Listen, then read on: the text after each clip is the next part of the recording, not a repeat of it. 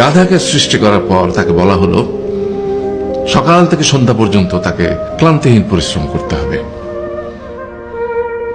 সারা জীবন তাকে পিঠে ভারী বোঝা বইতে হবে, খেতে পাবে শুধু ঘাস, আর তার মাথায় কোনো বুদ্ধি থাকবে না। তার আয়ু হবে 50 বছর। গাধা করজোড়ে সৃষ্টিকর্তাকে বলল, আমি এত বছর বাঁচতে চাই না, আমাকে 20 বছর আয়ু দেওয়া হোক।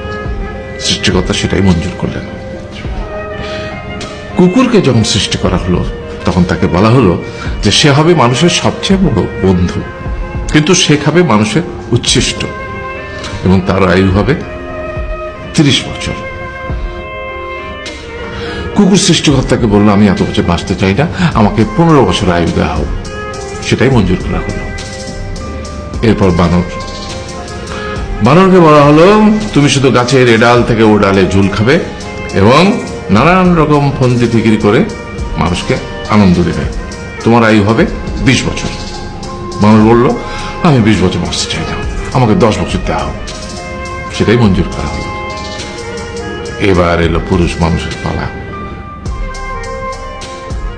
তাকে বলা হলো যে তুমি হলে প্রাণীগুলোর মধ্যে সবচেয়ে বিচক্ষণ এবং বুদ্ধিমান, সেই জন্য তোমাকে প্রাণীদের শিরোমণি করা হলো এবং তোমার আয়ু হবে 20 বছর।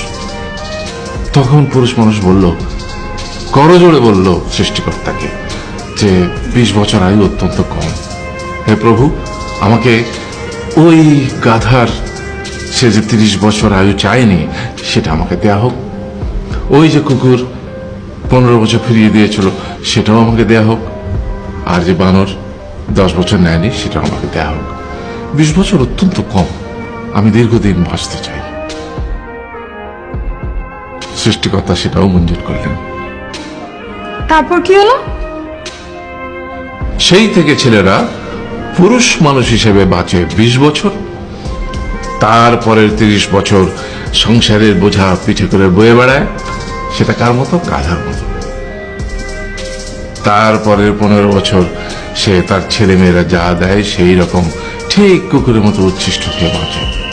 আর তারপরে বৃদ্ধ বয়সে ঠিক বানরের মতো, যেমন গাছের এডাল থেকে ওডাল ঝুল খায় বানর, তেমনি এই ছেলের বাড়ি থেকে ওই ছেলের বাড়ি, আর নানান রকম ফন্দি ফিকির করে তার নাতি নাতনিদের আনন্দ দেওয়ার চেষ্টা করে।